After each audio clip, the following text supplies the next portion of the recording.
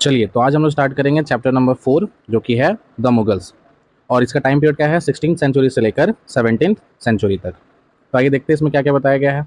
Ruling as large a territory as a Indian subcontinent with such a diversity of people and culture was an extremely difficult task for any ruler to accomplish in the middle age. बोला जा रहा है कि Indian सब continent जैसे एक बहुत बड़े टेरिटरी पे राज करना, जहाँ पे इतने डाइवर्सिफाइड पीपल रहते हैं, डिफरेंट डिफरेंट कल्चर्स है, वो एक बहुत ही एक्सट्रीमली डिफिकल्ट टास्क है, एक बहुत मुश्किल कार्य है करने के लिए, जो कि वो रूलर्स, मुगल रूलर्स ने मिडिल ऑफ द एज में किया है। Quite in contrast to their predecessors, the Mughals created an empire and accomplished what is hitherto seems possible for a short period of time। बोला जा रहा है कि जो हम उस समय के जो प्रीडिसेसर थे, मतलब मुगल्स के आने से पहले जो लोग हमारे ऊपर रूल कर चुके थे, उनसे थोड़ा सा अलग हटकर इन्होंने क्या किया था, मुगल्स ने अपना अपना एम्पायर बनाया था। और वो लोगों ने वो सारा कुछ कर पाए जो उतने छोटे पीरियड ऑफ टाइम के लिए पॉसिबल था। For the latter half of the 16th century they expanded their kingdoms from Agra to Delhi. बोला जा रहा है कि लेटर हाफ, 16th सेंचुरी का लेटर हाफ में उन्होंने अपने किंगडम को एक्सपेंड कर दिया Agra to Delhi. Until in the 17th century they controlled nearly all the subcontinent. और 17th सेंचुरी के आते आते क्या हुआ था कि उन्होंने नियरली पूरे सब कॉन्टिनेंट पे क्या करने लगा था, अपना कंट्रोल जमा लिया था। They impose structure of administration and ideas of governance that outlasted their rule. उन्होंने बहुत सारे स्ट्रक्चर निकाला था, इम्पोज किया था, जिससे एडमिनिस्ट्रेशन किया जाए। एक गुड आइडिया ऑफ गवर्नेंस भी लेकर आए थे, जिससे चलते उनका जो रूल है वो ज़्यादा देर तक चल पाया। Living a political legacy that succeeding rulers of सब कॉन्टिनेंट कुड नॉट एग्री। बोला जा रहा है कि उन्होंने एक ऐसा पॉलिटिकल लेगेसी छोड़ दिया था जो उसके बाद आने वाले जो रूलर थे वो एग्री इग्नोर नहीं कर पा रहे थे, उसमें क्या कर रहे थे, उनको वो फॉलो कर पा रहे थे, क्योंकि उन्होंने क्या किया था, मुगल्स ने एक पॉलिटिकल लेगेसी बना दिया था। Today, the Prime Minister of India addresses the nation on Independence Day from the ramparts of Red Fort in Delhi, the residence of Mughal Emperor। बोला जा रहा है आज भी हमारे जो प्राइम मिनिस्टर होते हैं इंडिया के, वो जब भी उनको नेशन को एड्रेस करना होता है, ज़्यादातर on the day of independence जब वो एड्रेस करते हैं, तो वो कहाँ से करते हैं, रेड फोर्ट से करते हैं। और रेड फोर्ट क्या है, मुगल एम्पायर का रेसिडेंस हुआ करता था उस समय, जो कि कहाँ पे है, दिल्ली में है। And this is the visual, आप देख सकते हो, this is our Red Fort. Now moving further, अब हम देखेंगे हु वर मुगल्स, आखिर मुगल्स थे कौन। The Mughals were descendants of two great lineages of rulers. बोला जा रहा है कि जो मुगल्स थे वो दो अलग टाइप के जो महान उस समय के रूलर हुआ करते थे उसके डिसेंट थे, मतलब उनसे वंशज से आते थे। From their mother side they were descendant of Genghis Khan, died in 1227। तो जो उनकी मम्मी साइड से है, मतलब उनके मदर साइड से जो है, मतलब जो मैटरनल साइड है, वो उस तरफ से चिंगेज खान के वंशज से थे। And the Mongols rulers who ruled over a part of China and central India. जिन्होंने, जो चिंगिस खान थे वो कहाँ रूल किए थे, वो एक मंगोल रूलर थे जो चाइना के पार्ट पे और सेंट्रल एशिया के पार्ट पे रूल कर पाए थे। फ्रॉम द फादर साइड, मतलब from the paternal side they were the successor of Timur. वो जो फादर साइड है उस तरफ से किधर से थे, they were the successor of Timur थे। और वो कब डाइड हो गए, तब उनका मौत हुआ था 1404 में। The ruler of Iran, Iraq and modern day Turkey. और वो भी एक महान रूलर थे जो ईरान में, इराक में और टर्की पे भी रूल किए थे। However the Mughals did not like to be called as Mughal और मंगोल। लेकिन मुगल्स को ये अच्छा नहीं लगता था कि उन्हें कोई मुगल्स कह रहा है या मंगोल कह रहा है। और ऐसा क्यों, क्योंकि जो चिंगेज खान था उसका जो मेमोरी है, वो मेमोरी कैसा है कि उसने बहुत सारे लोगों का हत्या किया था, बहुत सारे एक टाइप के लोगों को मारा था। तो इसलिए वो लोग नहीं चाहते थे कि उनको मुगल्स या मंगोल्स बोला जाए। It was also linked with Uzbeks, the Mughals competitor. और ये इसलिए भी था क्योंकि ये कहीं ना कहीं उज्बेक्स से रिलेटेड था। On the other hand the Mughals were proud of their Timurid ancestor. और अगर देखे दूसरे तौर पे देखा जाए तो उनको ये गर्व भी था कि वो लोग टिमरिड एंसिस्टर्स थे। Not least of all because their great ancestor had captured Delhi in 1398। और ये भी बोला जा रहा है कि इससे भी कम नहीं देखा जाए तो उनके जो ग्रेट एंसिस्टर हैं उन्होंने दिल्ली को कैप्चर किया था कब, 1398 में। आगे, they celebrated their genealogical pictography, each ruler getting a picture made of Timur and himself. बोला जा रहा है कि यहाँ पर वो लोग अपने लेगेसी को, अपने जो भी जीनोलॉजिकल है, सेलिब्रेट कैसे करते थे, वो लोग अपना एक पिक्चर बनाते थे, किसके साथ, तैमूर के साथ, और वो खुद उसमें अपने वो लोग क्या करते थे, पिक्चर बनाते थे या बनवाते थे। चलिए आगे देखते हैं, आगे क्या है। मुगल मिलिट्री कैंपेन, मुगल्स लोग कैसे उस समय मिलिट्री कैंपेन करते थे। Babur, the first Mughal ruler, Babur जो है वो पहला मुगल रूलर था। और वो कब से कब तक रूल कर पाया, 1526 से 1530 तक। Succeeded to the throne of Fergana. यहाँ पे बोला जा रहा है कि वो अपने जो थ्रोन है, अपना जो राजगद्दी है जो कि फरगाना में था, वो 1494 में सक्सीड करता वहाँ से। When he was only 12 year old, जब वो मात्र 12 साल का था।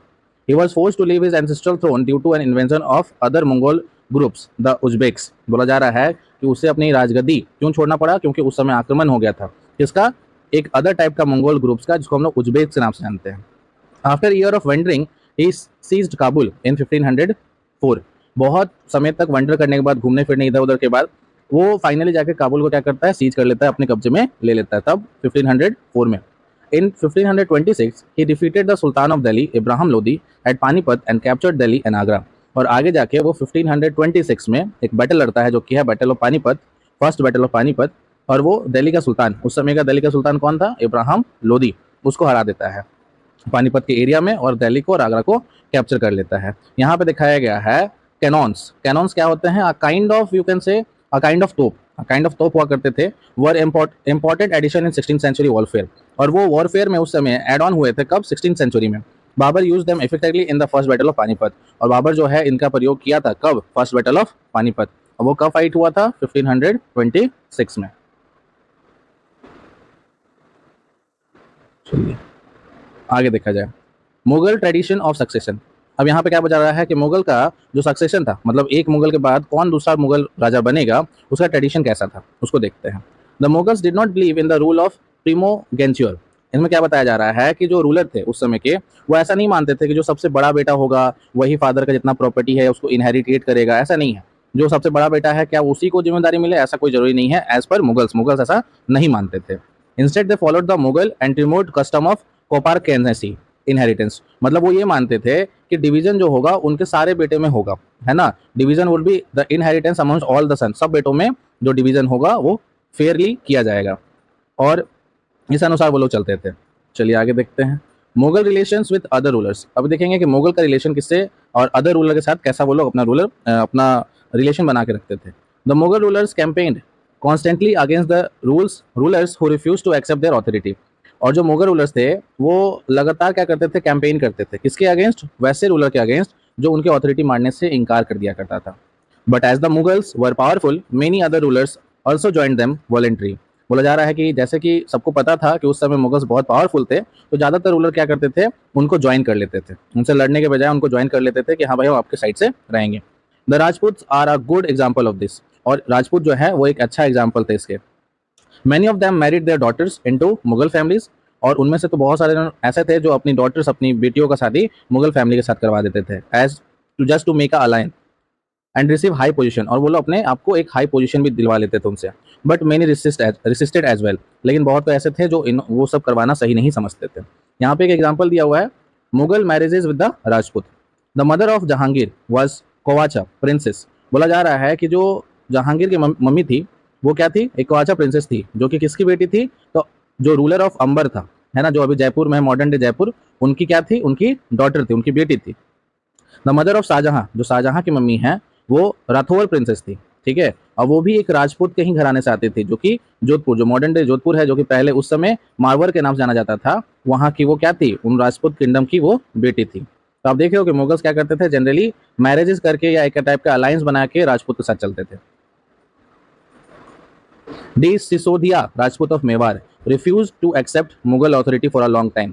और जो सिसोदिया राजपूत थे, जो मेवाड़ से बिलोंग करते थे, वो मुगल अथॉरिटी को बहुत समय तक क्या करते रहे, एक्सेप्ट ही नहीं किए। Once defeated however they were honourably treated by the Mughals, given their lands watan back as assignments watan jagir. बोला जा रहा है कि एक बार हरा दिया गया था मुगल्स के द्वारा, मुगल्स ने उनको हरा दिया गया था, लेकिन उनको उनका धरती, उनका जो वतन है, उनका जो धरती है, उसको वापस दे दिया था एज एन असाइनमेंट्स वतन जागीर के नाम से, कि आप लोगों ने इतने डट के मेरे साथ मुकाबला किया, मतलब मेरे बातों को नहीं माना, फिर भी you have like faith not you have like bravery, उस वजह से।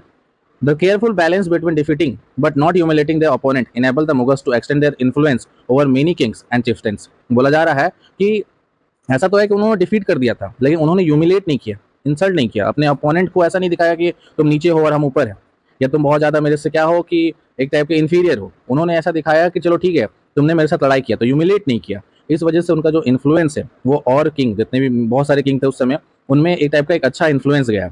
But it was difficult to keep this balance all the time. लेकिन इसी टाइप का बैलेंस हमेशा क्रिएट कर पाना मे बी बहुत डिफिकल्ट होता है। मनसबदार्स एंड जागीरदार्स। अब हम लोग पढ़ेंगे कि मनसबदार क्या होते थे और जागीरदार क्या होते थे। As the empire expanded to compass different region, the Mughals reunite diverse bodies of people. बोला जाता था जैसे कि एम्पायर लगातार बढ़ते जा रहा था, तो जो मुगल्स थे वो क्या करते थे, रिक्रूट करते थे कुछ डाइवर्सिफाइड बॉडीज को, कुछ लोगों को जो कुछ एक अच्छा वर्क कर पाए उनके अंडर में। From my small nucleus of Turkish nobles, जिसको हम लोग तुरानीज बोलते थे, they expanded to include Iranis, Indian, Muslims, Afghans, Rajput, Marathas and other group. वो बेसिकली क्या थे, एक छोटे से न्यूक्लियस के साथ आए थे, एक छोटे से नोबल्स ग्रुप के साथ आए थे, जिनको तुरानीज बोला जाता था। वो क्या थे, टर्किश नोबल्स थे। लेकिन आगे चल के उन्होंने ईरानीज को भी शामिल कर लिया था, इंडियन मुस्लिम्स को भी शामिल कर लिया था, अफगान्स को भी शामिल कर लिया था, राजपूत, मराठाज और भी बहुत सारे ग्रुप को उन्होंने अपने अंदर शामिल कर लिया था। Those who join Mughal service were enrolled as mansabdar. जो भी लोग मुगल का सर्विस ज्वाइन कर लेते थे उनको एज टाइप का, उनको क्या बोला जाता था, मनसबदार बोला जाता था। The term mansabdar refers to an individual who hold a mansab, meaning a position और अ रैंक। तो मनसबदार का मतलब क्या होता है, एक ऐसा इंडिविजुअल जो एक मनसब को होल्ड करता है, मतलब उसके पास एक पोजीशन, एक रैंक है। ठीक है। It was a grading system used by Mughal to fix. ये क्या था, एक टाइप का ग्रेडिंग सिस्टम था। जैसे होता है ना क्लास में हम लोग क्या करते हैं, रैंक फिक्स कर देते हैं कि ये बच्चा फर्स्ट आया, दूसरा बच्चा थर्ड आया है, सेकंड आया, ऐसे करके सोवन हम लोग बहुत सारे रैंक को फिक्स कर देते हैं, एक टाइप का ग्रेडिंग सिस्टम कर देते हैं। तो वैसे ही मुगल्स ने क्या किया था, ग्रेडिंग सिस्टम कर दिया था। और क्या क्या उससे फिक्स हो गया, पहला कि उनको एक रैंक मिल गया, दूसरा उनका सैलरी डिसाइड हो गया, तीसरा उनका मिलिट्री रिस्पॉन्सिबिलिटी, ठीक है, कि उनको किस टाइप का मिलिट्री रिस्पॉन्सिबिलिटी दिया जाएगा। Rank and salary were determined by a numerical value called जात। बोला जा रहा है कि जो रैंक है या जो सैलरी है वो एक न्यूमेरिकल वैल्यू, मतलब नंबर वाला वैल्यू दिया गया, जिसको जात बोला गया। The higher the zat the more prestigious was the noble's position in court and the larger the salary. जितना ज्यादा जाट हाई होगा उतना ही ज्यादा इज्जत और उतना ही ज्यादा पैसा मिलेगा। The mansabdars military responsibility required him to maintain a specialised number of sawar और कावेरी मीन्स। बोला जाता था कि जो मनसबदार का मिलिट्री रिस्पॉन्सिबिलिटी था वो उन्हें रिक्वायरमेंट देता था कि आप अपने साथ सवार रखो। सवार मतलब क्या, घोड़सवार, ऐसे लोग जो घोड़ों पर एक टाइप के लड़ पाए। The mansabdars brought his cavalry man for review, got them registered and their horses branded and then receive money to pay as a salary. वो लोग क्या करते थे, मनसबदार जो हुआ करते थे, वो अपने साथ अपने घोड़सवार को लाते थे, उनको रजिस्टर करते थे, घोड़ों पे एक टाइप का ब्रांडिंग करते थे और उस हिसाब से पैसा पाते थे कि वो एज अ सैलरी उनको भी पे कर पाए। Mansabdar received their salaries as revenue assignments called jagir, which were somewhat like iqtas. जैसे आप इक्ता और इक्तदार सिस्टम पढ़े होंगे, उसी में इनको भी क्या करता था, एक टाइप का जागीर अलॉट कर दिया जाता था, जहां से वो क्या करेंगे, एक टाइप का रेवेन्यू असाइनमेंट को कलेक्ट करेंगे। But unlike muqtis, not mansabdar did not actually reside in or administrate there जागीर। लेकिन ऐसा नहीं है कि उनको जागीर पे एक टाइप का रिसाइड करना पड़ेगा, रहना पड़ेगा या उसमें एडमिनिस्ट्रेटर करना पड़ेगा। They only had rights to the revenue of their assignments which was collected from them by the servant while the mansabdar themselves served in some part of the country। बोला जा रहा था कि वो अपने सर्वेंट को वहां पे छोड़ देते थे, जो क्या करते थे, रेवेन्यू को कलेक्ट करते थे, और वो जो मनसबदार थे वो कंट्री के कोई सम ऑफ द पार्ट में क्या करते थे, अपने सर्विस को देते थे। यहाँ पे क्या लिखा हुआ देखिए, जात रैंकिंग, ये क्या है, nobles with a zat of 5000 were ranked higher than those of 1000। बोला जा रहा है कि जिनका जात 1000 है वो छोटे होंगे एक टाइप के, और जिनका जात 5000 है वो बड़े होंगे as per the rank. In Akbar's reign there were 29 mansabdar with a rank of 5000 zat. जब अकबर का टाइम था तो उस समय 29 मनसबदार हुआ करते थे, जिनका रैंक कितना था, 5000। लेकिन जैसे ही औरंगजेब आया, जिस समय तक औरंगजेब आ पाया, उस समय मनसबदार का सिस्टम बढ़ के कितना हो गया था, 79 हो गया था। इन अकबर रीजन, अब देखिए अकबर के टाइम पे क्या हुआ, the jagirs were carefully assigned so that the revenue were रफली equal to the salary to the mansabdar. बोला जा रहा है कि उस समय जो भी जागीर अलॉट किया जाता था वो इस टाइप का अलॉट किया जाता था कि वहां से जो रेवेन्यू आए वो लगभग उनके सैलरी के बराबर हो। By Aurangzeb this was no longer the case, the actual revenue collected was often less than the granted sum. लेकिन जब औरंगजेब का टाइम था तो ऐसा नहीं होता था, जो लैंड एरिया दिया गया उससे वो एक्चुअल सैलरी आता ही नहीं था रेवेन्यू के फॉर्म में, उससे बहुत कम आया करता था। There was a huge increase in the number of mansabdar, which meant a long wait before they receive a जागीर। और जैसे कि आपको पता है कि जो मनसबदार का सिस्टम जो नंबर था वो भी बहुत बढ़ के 79 चला गया था, जिस वजह से उनको बहुत समय तक वेट करना पड़ता था कि उनको कोई जागीर मिल पाए, जहाँ से वो रेवेन्यू को क्या कर पाए, कलेक्ट कर पाए। These and other factors created a shortage in the number of jagirs. ये कुछ ऐसा फैक्टर है जो जागीर्स का जो नंबर है उसमें शॉर्टेज लेके आ जाता है। As a result many jagirdars try to extract as money as revenue as possible while they had a jagir. इसीलिए जितने भी जागीरदार थे वो क्या करते थे, जब उनको जागीर अलॉट होता था तो वो जितना रेवेन्यू वहां से ले सकते थे, जितना पॉसिबल था वो वहां से उतना ले लेते थे। Aurangzeb was unable to control this developments in the last year of reign and presently therefore suffered treatment. और ये जब औरंगजेब का लास्ट समय चल रहा था, जब उनका लास्ट रूल चल रहा था, तो वो इस चीज़ पे कंट्रोल नहीं कर पा रहे थे, जिस वजह से जो किसान भाई बहन हैं, जो किसान थे, उनको बहुत ज़्यादा सफ़र करना पड़ रहा था, बहुत प्रॉब्लम में थे वो लोग। आगे देखिए यहाँ पे फिगर 4, इसमें क्या दिखाया जा रहा है फिगर 4 में, अ mansabdar on March with the सवार्स, एक मनसबदार है जो क्या कर रहा है, मार्च कर रहा है अपने सवारों के साथ। ठीक है, यहाँ आपको दिख रहा होगा। आगे देखेंगे ये जब्त क्या था और फिर जमींदार क्या थे। The main source of income available to Mughal rulers was tax on the produce of peasantry. बोला जा रहा है कि जो मेन सोर्स ऑफ इनकम था उस समय मुगल्स रूलर के लिए, वो क्या था, टैक्स कलेक्ट करना। और टैक्स किस फॉर्म में, तो on the production of peasantry. In most places peasants paid tax through the rural elites and that is the headman or the local chieftains. जो गांव क्षेत्र होते थे वहाँ पे जो पीजेंट्स थे, किसान भाई बहन, वो अपने टैक्स कैसे पे करते थे, वहाँ का जो लोकल हेडमैन होता था या जो लोकल चिफ्टेन था उनको देकर, उनको एक टाइप का रेवेन्यू देकर। The Mughals used one term, zamindar, to describe all the intermediaries, whether they were local headmen of the village or powerful chieftains. और जो मुगल्स थे वो एक टाइप का वर्ड यूज करते थे, इसको बोलते थे जमींदार्स, है ना। और वो अपने जितने भी इंटरमीडिएट्स थे, मतलब जो मिडिल मैन थे, जो उनके लिए क्या करते थे, लोग कलेक्शन करते थे, चाहे वो लोकल हेडमैन हो ऑफ द विलेज या कोई पावरफुल चिफ्टेन हो, सबको वो क्या बोलते थे, जमींदार बोलते थे। अकबर रेवेन्यू मिनिस्टर टोडरमल, तो अकबर के जो रेवेन्यू मिनिस्टर थे उनका नाम था Todarmal. carried out carried out a careful survey of copper of crop weights, price and area cultivated for 10-year period 1570 to 1580। तो जो उनके रेवेन्यू मिनिस्टर थे टोडरमल, उन्होंने क्या किया, एक केयरफुल सर्वे बनाया और लगभग 10 साल का वो सर्वे बनाया कि कितने एरिया कल्टीवेट होते हैं, कौन कौन टाइप का क्रॉप वहाँ लगता है, सारा डेटा निकाला। कब से कब तक, 1570 से लेकर 1580 तक। On the basis of this idea tax was fixed on each crop in cash. और इस आइडिया, इस जो डेटा आया उसके अनुसार टैक्स को फिक्स कर दिया गया, और किस टाइप के क्रॉप होंगे तो कितना रुपया देना पड़ेगा कैश में, ये फिक्स कर दिया गया। Each province was divided into revenue circle with its own schedule of revenue rate for individual crop. और जितने भी प्रोविंस थे उनको डिवाइड कर दिया गया इनटू रेवेन्यू सर्कल, और शेड्यूल कर दिया गया कि रेवेन्यू किस रेट पे लिया जाएगा और किस टाइप का क्रॉप पे किस टाइप का रेवेन्यू कलेक्ट किया जाएगा। This revenue system was known as zabt. इसी रेवेन्यू सिस्टम क्या बोला गया, जब्त बोला गया। It was prevalent in those area where Mughals administrator could survey the land and keep very careful accounts. बोला जा रहा है कि ये एक बहुत प्रिवेलेंट बना उस एरिया में जहाँ पे मुगल क्या कर सकते हैं, एडमिनिस्ट्रेटर वहाँ पे सर्वे करवा सकते हैं अपना, और उस लैंड का एक टाइप का अकाउंटेबिलिटी रख सकते हैं। This was not possible in province such as Gujarat and Bengal. और ये कुछ ऐसे एरियाज हैं जैसे गुजरात हो गया, बंगाल हो गया, वहाँ पे ऐसा पॉसिबल नहीं हुआ करता था। देखिए यहाँ पे क्या बोला गया है फिगर 5 में, details from a miniature from Shahjahan रेंज depicting corruption in his father administration, a corrupt officer receiving a bribe and a tax collector punishing poor peasants. यहाँ पे बोला जा रहा है कि क्या किया जा रहा है, एक करप्ट ऑफिसर है जो क्या कर रहा है, ब्राइब को रिसीव कर रहा है, और यहाँ पे क्या कर रहे हैं, जो पुअर पीजेंट्रीज लोग हैं उनको पनिशमेंट दिया जा रहा है। In some areas the zamindars exercise a great deal of power. कुछ एरिया ऐसे थे जहाँ पे जमींदार को एक अच्छा खासा पावर मिलता था। The exploitation by Mughal administrator could drive them to rebellion. और अगर उन पे शोषण होता मुगल एडमिनिस्ट्रेटर के द्वारा तो वो रिबेल कर देते, मतलब विद्रोह कर देते। Sometime zamindar and peasants of the same caste allied in rebelling against Mughal authority. कभी कभी क्या होता था, जो जमींदार हुआ करते थे और जो पीजेंट्स हुआ करते थे, अगर वो सेम कास्ट के हैं ज़्यादातर, तो वो अपने में अलाई बना लेते थे, एक टाइप का दोस्ती बनाकर, और मुगल अथॉरिटी के खिलाफ ही क्या कर देते थे, धावा बोल देते थे। These peasants' revolts challenged the stability of Mughal emperor from the end of 17th century। और ऐसा जो रिवॉल्ट होता था, जो पीजेंट्स रिवॉल्ट होता था, वो एक टाइप का मुगल का जो स्टेबिलिटी है उसको एक टाइप का चैलेंज करता था। कब से, at the end of 17th century के बाद से वो उसको चैलेंज करने लगा था। इसमें देखिए क्या है, ये Akbarnama and Ain Akbari. Akbar order one of his close friend and courtier Abul Fazl. तो अकबर क्या करता है, अपना एक खास मित्र और उसके जो दरबार में भी रहते थे वो, उसका नाम था अबुल फजल, उसको बोलता है कि मेरे टाइम के लिए मेरे पास जो जो भी जर्नी हो रहा है उसके लिए कुछ लिखो, हिस्ट्री में कुछ लिखो। Abul Fazl wrote 3 volume history of Akbar time.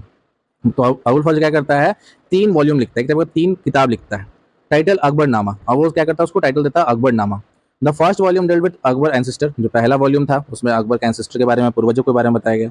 जो सेकंड वॉल्यूम है वो अकबर के टाइम का है कि अकबर का क्या क्या इवेंट रहा।